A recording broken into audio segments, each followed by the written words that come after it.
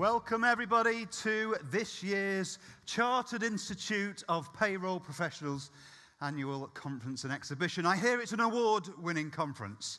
I, as you'll see from my slide, also chair a Chartered Institute. So we had a great conference last year too, but apparently you are the award-winning conference. And don't worry, I'm not going to spend my whole time talking about the world of sport and physical activity. If you're interested in payroll, this is the place to be.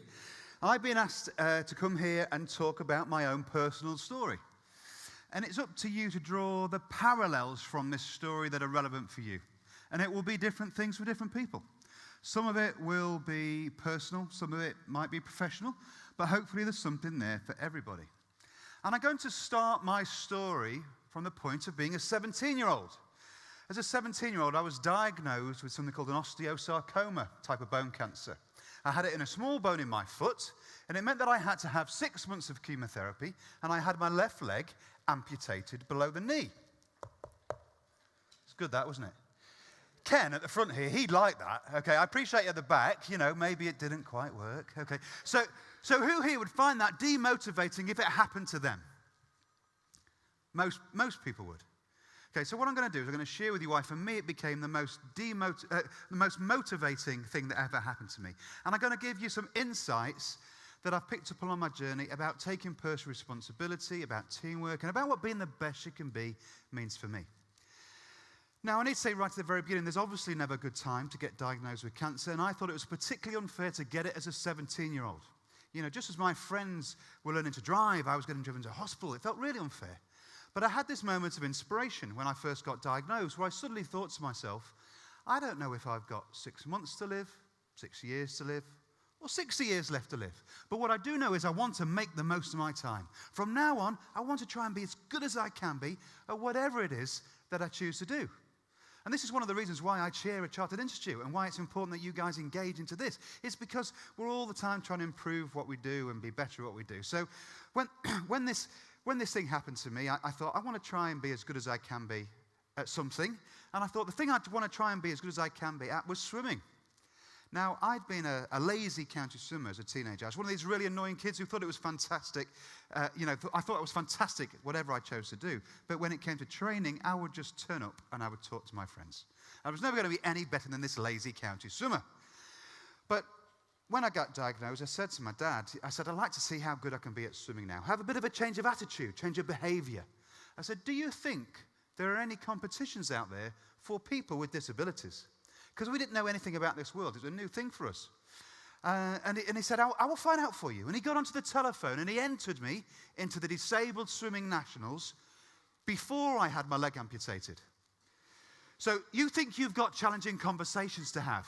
You know, this will want to be like this. Hello there, I'd like to enter my son into the Disabled Nationals, please. Certainly, sir. What's his disability? Hasn't got one yet. It's a bit weird, okay? But that was my dad's way of showing belief in me. And when you've got difficult times ahead of you, it's really important you've got people around you showing belief in you. And he helped me through a really tough time. He took me swimming for the first time the day after I had the stitches out of my leg. I'm still in the middle of all my chemotherapy. And he started coaching me. Within 6 months, I was swimming quicker with one leg than before when I had two. And after 18 months, I was good enough, lucky enough, to go to the Paralympic Games in Seoul. And when I was there, I won 2 gold medals, a silver, and 2 bronze medals. And I thought that was... Thank you. It was a massive turnaround for me. I'd gone from being very, very ill to 18 months later, I was representing my country. I was winning medals, which was fantastic. But almost more importantly for me was I was representing my family. And it was a huge opportunity for me to give something back to them that helped me through a really difficult time. Now, something that I think is really important in life is I think it's really important to have a sense of humor. Would you agree? And you especially need to have a sense of humor about yourself, don't you? If you can laugh at yourself and smile at yourself, life is a lot easier. Now, I think the Paralympic teams from around the world can do this better than any other group of people I've ever met. And I'm going to tell you a story that illustrates my sense of humor about myself. So, when I first got diagnosed, I said to the people that made my artificial leg, I said, I would like to try and go skiing within a year of having my leg amputated. Could you make me an artificial leg that would allow me to do that? They were like, absolutely. We will make you the best skiing leg ever. oh, thank you very much. So they started working on this leg, and a few weeks later, they presented it to me. And I tried it on. It was pretty comfortable, but it's also very, very heavy. But they assured me it's only heavy because it's being reinforced, and that's what made it the best skiing leg ever. Okay, so I took it away, and I went skiing with my brother. Now, unfortunately, because it was so heavy, it moved at a very different speed to my real leg. And as a consequence, every time I turned to front of my skis crossed. Every time I turned to the right, the backs of my skis crossed. And eventually I had a big crash into a fence. And my brother skied down to me to see if I was okay. I was more or less okay. I'd knocked the air out of my lungs, but I was okay. Then I looked down and I realized I've snapped my artificial foot and it's facing the wrong way around. Now, I thought that was the funniest thing I'd ever seen. Me and my brother, we are rolling around in the snow laughing at it. But eventually I gathered myself and I walked down to the bottom of the hill, as you do when you've broken your leg. And I get to the bottom. There's a guy there looking after the chairlift, and I say, excuse me, can I sit on your chair? He's like, oh, absolutely, sit down. And I sat down, and I'm holding my leg up like this, but the foot's facing the other way around. My brother's got hold of it, and I'm saying, snap it back round, snap it back round. The people in the queue were green. Now, I think that's funny, okay? And I think if I've learned one thing from being part of the Paralympic team is that if I can find a little bit of humour in something that's difficult to cope with, actually goes a long way to helping me deal with that situation. You know, these guys live with different disabilities day in, day out. They're a great group of people. Now, some of you will have seen Paralympic sport on TV, but I'll just quickly explain how it works in the swimming for those of you that haven't. In the swimming, there are 10 categories for people with a physical disability. I've got a physical disability as a below-the-knee amputee, so I go into category 10. It's the minimal disability category. Goes down to category 1, category 2. There people may be with severe cerebral palsy, multiple amputations, high-level spinal injuries. Now, I would never race against those guys because it would be unfair, wouldn't it? Be a bit like a heavyweight boxer fighting against a featherweight boxer. You know, the heavyweight would just go, poof, it's the end of the fight. They're both good boxers. They shouldn't ever fight with each other. And that's really how you should watch Paralympic sport. Just look at it, assume that somebody's made sure it's fair, then just enjoy the competition like you would any other competition. There is, however, one situation where we do come together. We have something called a 34-point relay. And you can make up those 34 points using your 4 swimmers and your 10 categories. So you guys should be pretty good at working this out. You could have, for example, a 7, an 8, a 9, and a 10 makes 34. Okay, give you an easy one. You could have, for example, payroll, blimey. An easy one, 2 10s, 2 7s, they both make 34, okay? So there's lots of ways you can build these teams. And I was training to do 3 events by the time it came for me to go to Atlanta in 1996. I'd been training to do the 400 freestyle, the 100 backstroke, and the medley relay. And I was the world record holder for the 400 freestyle when I went to the games, but I came 3rd. And I was pretty disappointed with that as a result. But being an athlete, being a human being, I believe is all about picking yourself up and carrying on. Athletes wouldn't exist if they quit the first time that they got beat. You actually get beat more than you win over the course of a career. But what you get good at is you get good at entering into the competition, not being scared of losing. But you're doing absolutely everything you possibly can to try and avoid it. So the next day, after the 400 freestyle, I had the 100 backstroke. I came 2nd in that, which was better. But it still wasn't what I'd trained for 4 years. So it came down to this final race, the medley relay, the 34-point relay. Now, Great Britain had a very strong team, so did Germany. But in a second, I'm going to play a piece of video for you. And there are 2 rules you need to know about when you watch this piece of video, and they're not complicated. The first rule is you need to pick a team to cheer for. Now, I swim for Great Britain, but don't let that sway you in any way. It's totally up to you who you cheer for, really don't mind, okay? Second rule, far more important than rule number 1, is you cheer for me anyway when I swim. Okay, so now I go last this race. You have a basic choice. You either save your voice and then you cheer for him at the end, or you warm your voice up and then you cheer for him at the end. I will point it out when I dive in. I can see you all looking at me thinking, I'm not going to cheer, but we're going to give it a go anyway. So can we play the clip, please, guys? That would be great. The final of the men's 4x100 metres medley relay. With only one event to come after this, an event that the German team are certain to win, there has never been a more crucial race for Great Britain. Great Britain must win this in order to stay in third position. Okay, so do you understand what the commentator is saying there? Great Britain and Germany are neck and neck on the entire medal table. Whoever wins this is going to go third. The whole of the British team have come down to watch like we needed more pressure. So there are your choices. Anybody going to cheer for America? Have we not got somebody here from the Institute of Payroll from America? Or have we? Right, okay. I have some bad news for you now that I've made you cheer. Your team had an injury that you had to withdraw at the last moment. That's why lane 6 is empty. You will have to pick somebody else to cheer for. Terribly sorry, terribly sorry. Hey, see the guy in the middle here? He's doing double arm backstroke. Is a category 6 swimmer. He's got mild cerebral palsy. So his team will have some stronger swimmers coming through later on as they make up those 34 points I told you about. 3 guys in a line there. You've got Norway, then Germany, then Great Britain. They're all above the knee amputees. They're all category 9 swimmers. That's why they're swimming at a similar speed. Norway just in the lead. Anybody going to cheer for Norway? Fantastic, because the rest of their team was pants. This was their big moment, and we're not too worried about Norway. That's Kimmich, Germany. And I'm going last in this race. So going last is fantastic when the team is doing well. Because you start thinking to yourself, oh yes, I'm going to dive in level with Germany, I'm going to swim past, touch a wall first, win the gold medal, get all the glory. It's going to be fantastic. So I'm really happy with how close to Germany we are.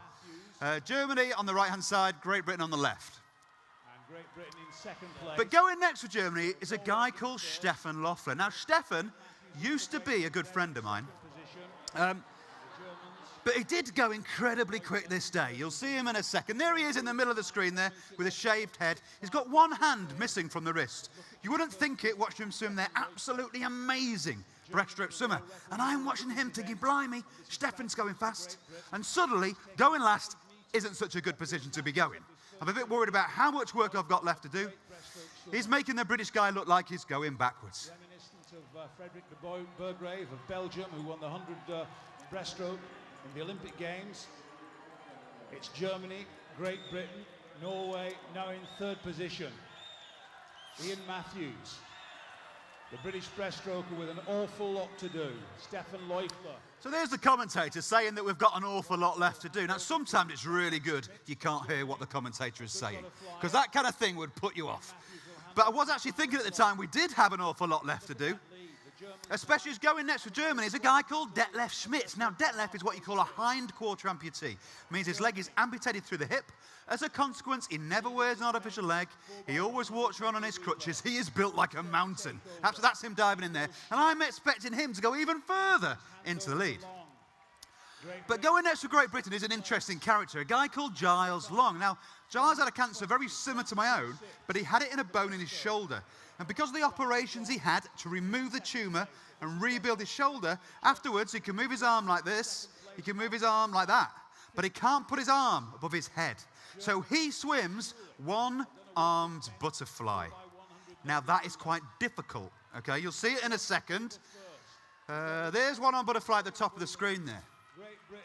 And he's actually somebody who doesn't have all the attributes you think he'd need to be good at his job. He is not a big, tall, muscly guy, but he's worked at being technically brilliant at what he does. He is the fastest one-armed butterfly swimmer in the world.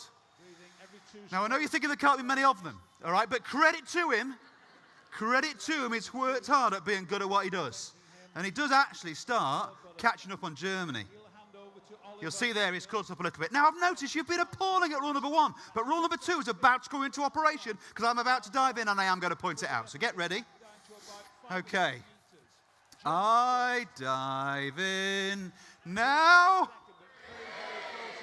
Oh, there was like a little time lag there, wasn't there? Excellent, excellent. Okay. So that's Germany there at the bottom. That's me at the top there. But here's Marc Woods for Great Britain. Now, Woods going like a train up these first 50. Marc Woods of Great Britain.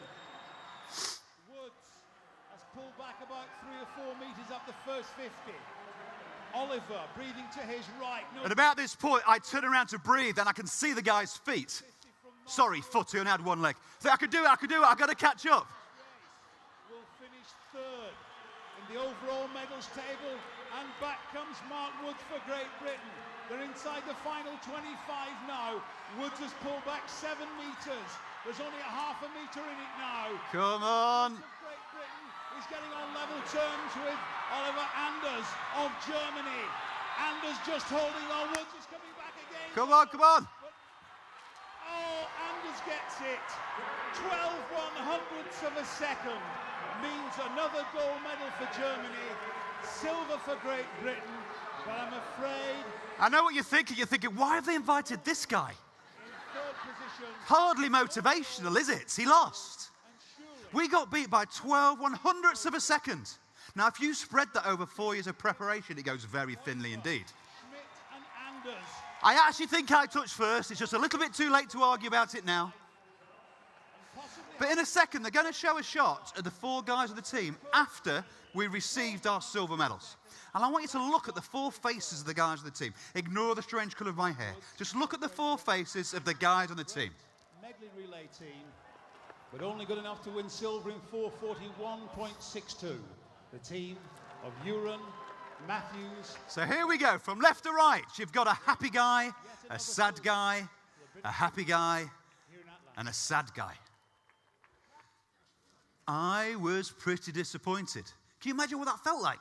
I really thought we had a team that could do it, than to lose by such a small margin. But one of the things that we're very good at as athletes, we always review what we do. Whether we win or we lose, we always look back to see how we improve. And I'm sure you guys do this all the time. It's part of the reason why you're here. You look to see how you can improve. And I went through everything. Looked at how I trained, how the other guys trained. Did we eat the right food? Did we go to Atlanta in time to get over the jet lag, get used to humidity? Went through everything. And it wasn't until I watched that video back and I saw the 4 faces of the guys of the team stood there with their silver medals around their necks, and I saw happy guy, sad guy, happy guy, sad guy. I thought to myself, what are you two smiling at? We lost. Why is that a good result? And at that moment in time, it just dawned on me we had a group of individuals who had completely different objectives. And when you've got that kind of thing going on in your team, you're really unlikely to achieve your true potential. 2 of us wanted to win, and 2 were happy to come second or third. And there is a big difference between those 2 things. And I totally failed to realize that was what was going on. I assumed we all wanted the best possible outcome, but it was a silly assumption to make. And that assumption was based on how I behaved as a leader. I was what I would call an unofficial leader at the time. What I mean by an unofficial leader is there's somebody who has influence even though they might not have a fancy business card, okay? So it might be that they have been around a long while. Maybe they are technically good at what they do. Maybe they like talking, or in my case, all 3 of those things, okay? I've been around a long while. I was the fastest swimmer. I liked talking. I had some influence. But my communication style wasn't very good. I used to go up to people and say, we can win the gold medal. And a bit like you guys, look at me going, oh, yeah. But 2 are thinking we could, and 2 are thinking, we might. But as long as I go home with a piece of metal and a ribbon, I don't mind what the colour is. And I totally failed to realise that was what 2 of the guys were thinking. And I failed to realise because of the way I communicated. I thought communication was a one-way process that came out the end of my finger. Didn't realise I needed to listen to what people were saying to me. I didn't even give them a chance to talk to me some of the time. Do you know anybody like that? Don't look at them now. Don't look at them now. We all know people like that. You might even be aware you're a little bit like it yourselves. Okay, there was a Greek philosopher who once said, you have 2 of these and 1 of these, use them in that proportion. Now, that absolutely wasn't me. I was all about this, nothing about this. And I failed to realize not everybody believed in what I thought success looked like. And I was cross, really cross. But I wasn't cross with the guys who were happy with second. I was cross with myself because it was my job as the team leader, unofficial or not, to try to get everybody to believe in the best possible outcome. And I totally failed to do it. And I was going to retire for that competition. And I thought, I can't let that be the last thing that I do. It will haunt me. If I look back across my career and I see this final race that we could have won and should have won but didn't, because we didn't talk to each other, didn't listen to each other, didn't all agree on what success looks like. I'm going to try and go to another games. I'm going to forget about my individual races. I might well pick up a silver or a bronze in those, but I want to win a gold medal. I'm going to focus on the relay, especially the freestyle relay. Looked like it could be very strong by the time we got to Sydney. But more importantly, I'm going to focus on getting to know the other guys of the team. Could we all agree on what success looked like? So whenever I saw any of those guys, I'd have a conversation with them. What were their hopes? What were their fears? If they had any fears, could I remove those fears for them? Because fears are quite strange things, aren't they? It's virtually impossible to deal with your own fear. You get blinded by it, you can't think about it straight, you just can't cope with it, can't deal with it. But it can be relatively easy to support other people through their fears. And I'll give you an example of the kind of conversation that we used to have. We went to the European Championships in 1999. They were held in a town called Braunschweig in Germany. And on the team that year was a guy called Matt Walker. Now, Matt's got mild cerebral palsy. So what that means for him on a day-to-day basis is he tremors all the time. Whether he's talking or walking or eating or drinking, he tremors all the time. It's an exhausting lifestyle for Matt. This makes him a Category 7 swimmer. That year we had 2 10s, 2 7s, making up those 34 points. And before this race, I said to Matt, is there anything you're worried about? Is there a fear that I could perhaps remove for you? He says, well, there is actually. I'm a bit worried about doing the relay changeover. Because Matt would always go in the middle of our race. Because there's like this unwritten rule that teams work to. You might be aware of it, where you tend to put your fastest guy last. You put your second fastest first. Your 2 slowest people, you hide in the middle, hope nobody notices. That's how our team works. Your teams might work the same way, I have no idea, but that's how my team works, okay? So Matt would always go in the middle of this race, and he said, I'm worried about doing the relay changeover. I said, why, Matt? You have to dive in at some point. He said, it's not that. He said, I'm stood on the block, and I'm trying to control my tremor, and at the same time, I'm trying to anticipate the person coming towards me, and I find it a difficult thing to do. Now, you think it'd be quite easy to anticipate somebody, but actually, when people are tired, they don't always do their job as well as they might. And you could be stood there sometimes thinking, is this guy going to touch with his left hand, his right hand, his left hand, his right hand? And you're not sure to the last split second. And for Matt to make that judgment call and control his tremor was proven difficult. So I said, Matt, why are we making you do that? Just because we always worked to this rule where I would go last, you would go second or third, clearly doesn't work for us. Let's do something that works for our team. Forget about what every other team does. Or rather, we're aware of what every other team does, but let's do things that work for our team. Why don't you go first? If you go first, you can hold on somebody's arm as you climb onto the block. You can try and control your tremor, then you've just got to wait for the gun to go. Well, that would be great if I could do that. So look, you will be happier. You will swim quicker. Team is faster overall, better chance of winning. Let's swim the team this new order. And we swam it in the new order with me going second and him going first, and we broke the British record, European record, world record. We're European champions and only 12 months away from going to Sydney. Fantastic. But like I said before, always review what you do. You got the guys together, and I said, are you all happy with your role in the team? And everybody was absolutely delighted, everybody except for Matt. I said, Matt, what's the problem? He said, well, you know what? I don't like going first. I said, Matt, there aren't many more options. I said, what's the problem with going first? He said, well, the thing is, I'm the slowest guy on our team. Consequently, I'm one of the slowest people in the entire race. All the other countries, they put somebody fast out at the beginning, and I can see them all dive in and swim off into the distance, and it puts me off. I'm like, Matt, don't look at them. He says, but I can't help it. Every time I breathe, I can see them all. I said, look, Matt, you have got to block that out. You cannot worry about things you can't control. You just got to get your head down and do your job as well as you possibly can and ignore all that noise and nonsense you've got no control over, no influence over. And how many times have you said that to yourselves or to your teams? Sometimes it's one of these days where you've got to get your head down and deliver. And that's what I wanted Matt to think about. I said, in fact, Matt, when you go home and you're training at your local pool, I want you to imagine you can't even see the people you train with. I want you to imagine there are black curtains either side of your lane so that when you breathe, that's all you can see, and you're blocking out that stuff that doesn't matter. So, yeah, okay, I can work on that. We all went home to our home program and to train, and we don't see each other that often. Once every 6 weeks or so we come together, but the rest of the time we train on our own, or rather away from each other. We still have big teams around us. I have doctors, nurses, physios, team managers, coaches, lots of people looking after me. But we're all getting fitter and stronger as we got nearer and nearer to Sydney. And then 2 days before I was due to go to Sydney, my dad, who'd been my coach when I went to my first games, then when I moved away from home, he became my #1 fan. Thought it was fantastic what I did. He went to Barcelona, he went to Atlanta. He just thought it was fantastic. And then 2 days before I was due to go to Sydney, he had a massive stroke, massive brain hemorrhage, and died out of the blue. He was 57 years old. And it shook me to my core. And I cancelled my flight, and the rest of the team went to Sydney without me. And I went home to help my mum with all that terrible stuff you have to do when somebody near to you dies, and I didn't want to go. But after spending some time at home and talking with my mum, we thought, you know what? I had to go. I couldn't not go. My dad would have been so disappointed if he was the reason why I didn't go. He loved what I did. So I rebooked my flight and I flew out to Sydney the day after his funeral. Long flight at the best of times. And when I got there, I suddenly realized the time that I'd spent getting to know the other guys on the team really paid back for me. Because now they knew me.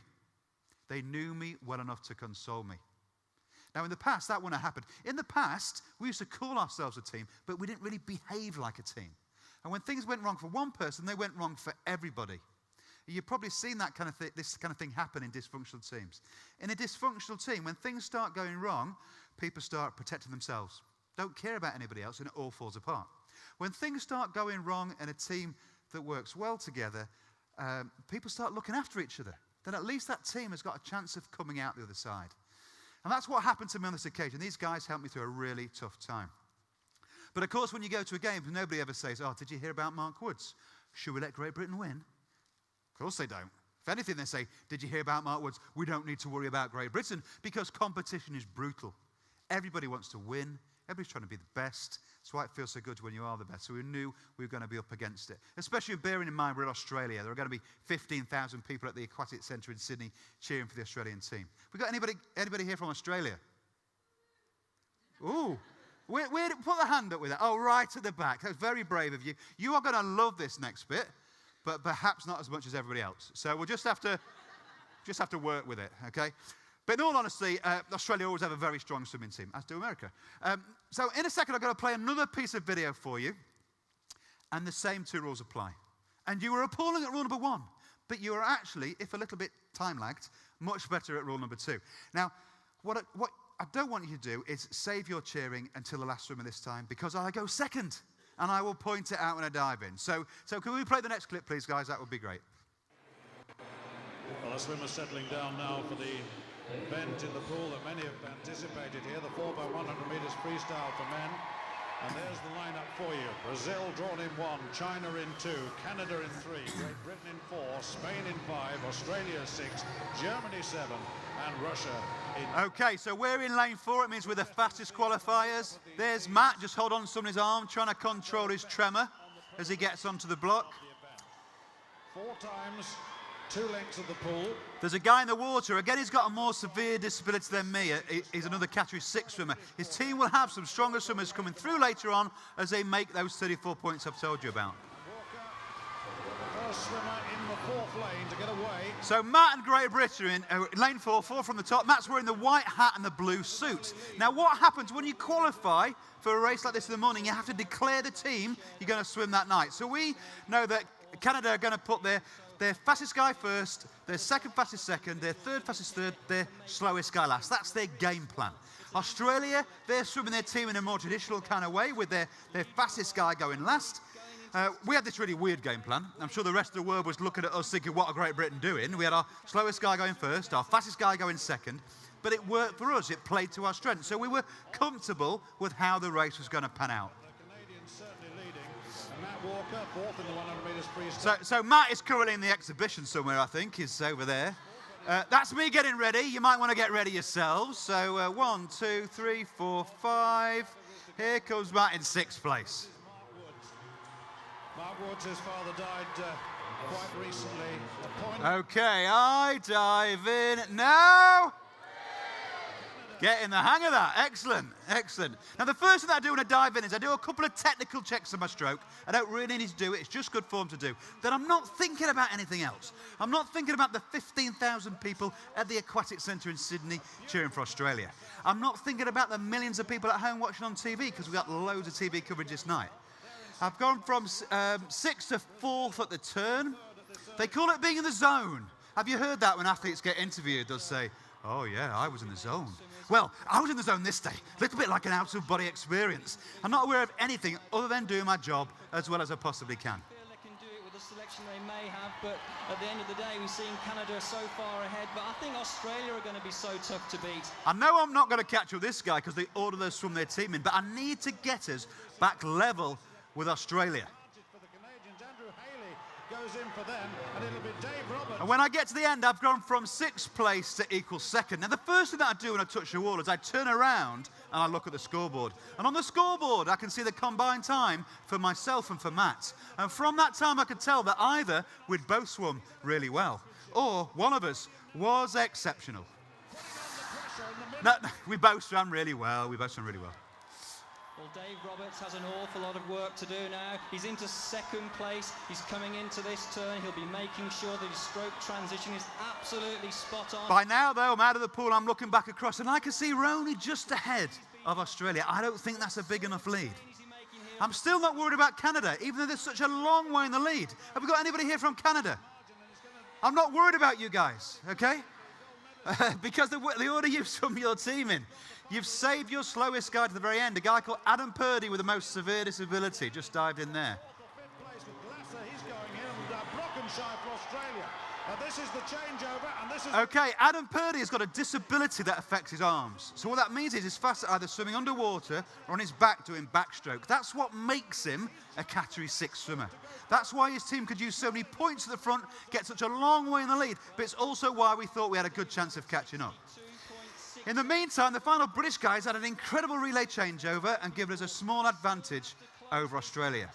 Now, this is pretty much the most exciting point of my presentation. So if you've got any cheering left, now is the time to do it. Let's have it nice and loud. Those legs and work those arms. Let's keep it going. Well, this is absolutely fascinating. Great Britain are closing Canada down, and the celebration's already beginning. Great Britain now in the lead. On the near side, Brockenside, Australia. The Brazilian coming through very closely on the top of your picture now. But it's Great Britain 1, and it's Australia in there in 2nd place in silver medal position, and the Canadians are being swum down by the Brazilians. But it's going to be gold for Great Britain, and what a remarkable relay. Gold for Great Britain, silver for Australia, and bronze for Brazil. They've come through on Canada, and Canada get nothing. What a magnificent performance by the British quartet. Matt Walker, and I'm so pleased for Marc Woods, Dave Roberts and Jodie Cundy, and they came through the margin of advantage a couple of metres at the end, but it's gold, and that was magnificent. Well, there's the evidence, 4:06.85, and the world record has gone. Australia with silver, and Brazil with bronze. Oh, man. Yeah, so am I, Mum. Oh, I just so wanted to do it for Dad and for you and everybody else. Matt, well done to you and all the guys. That gold medal must be so special. Oh, I'm over the moon. It's much better than my best show was. I mean, I've got one of the hardest jobs swimming against 2 S10s. But I just said, think of the black curtains. And it worked out fine. And I passed it over to this guy and he did the business. Well, Mark, 58.66 on the clock there. That's brilliant. I mean, I'm so proud to be part of the British team and part of this team, the swimming team. And most of all, my dad died the week that I was meant to come out here. And I'm proud to have been his son, and I'm done it for him. He had a good seat tonight, I think. Absolutely. And David, another gold medal. Awesome. What a team. I mean, we did it. We said we were going to do it, and everything came through on the night. It's a big swim by the last man. Everyone was just awesome team. It was a big swim, Jodie, and the crowd were just magnificent. And especially because we beat the Aussies, it's just the best bit of it. It's like on that home soil and take the relay from and a world record by 4 seconds. Unbelievable.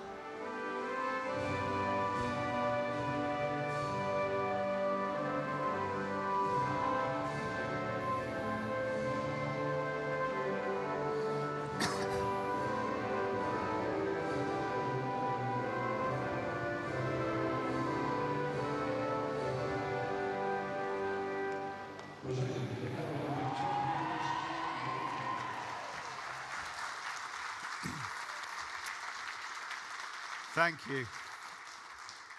And there isn't a better feeling than winning one of these in front of 15,000 screaming Australian people. You can all come and try this on for size, if you like. If you think it suits you, you've got just under 2 years to get ready for Tokyo. And some people will say to me, why are you showing us a silver medal? And I would say, well, this isn't a silver medal, this is a gold medal from Sydney. But they don't make solid gold medals anymore. They make solid silver medals, and then they plate them with gold. And because I let people like you have a little feel in the coffee break, you all go home with gold on your hand, and I go home with the silver medal. So you're welcome. So, like I said before, though, we always review what we do, always want to try and improve. And because nobody becomes a world leader by standing still. You know, you're always looking for that way to move forward. And we went through everything again, and you can probably tell that I'm quite a motivated individual. The other people on the team were pretty motivated too, but we began to wonder whether our support team were as motivated as us. You know, the doctors, nurses, physios, team managers, coaches, were they as motivated as us? We thought the answer was maybe no. And I'll give you a couple of examples. We had a physiotherapist who used to take holiday at a really inappropriate moment in time in our season. Early on in the year, where I'm training really hard, but I've still got competitions to do. They would go away on holiday, so I don't get treated for any little injury that I might pick up, so I don't race, or I don't race as well. That wouldn't help. Sometimes the guys would put the lane ropes in, the lane lines in, where I go training. Sometimes they would put them in 5 minutes late, and I would miss 5 minutes of training. Doesn't sound like very much. But if it happens every day, you start thinking to yourself, I bet Australia don't miss 5 minutes of training every day. And it gets into your head. You don't want that kind of thing in your head. You want to feel as though everybody is doing their job as well as they possibly can to give you the best chance of winning another gold medal. So we decided that was going to be our focus over the next 4 years, was to engage with the broader team. Could they all do their job as well as they possibly could? Could they all be 1% better than they were before? Because we figured if everybody was 1% better, the accumulative effect would be massive. Because these 1% start sticking together. They don't just make 1% improvement. You might get 5 or you might get 7. And we worked on this, on everybody doing their job as well as they could. And because of that process, that team went 7 seconds quicker in Athens. It was already a world record there. And because of that, I do have another gold medal in my pocket. And it's my final gold medal. And I'm going to leave you with a couple of final stories before we move on with the event.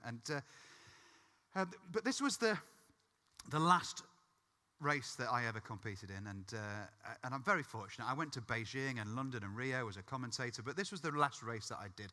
And when I came back from Athens, I met a guy in the reception area of the pool where I used to train.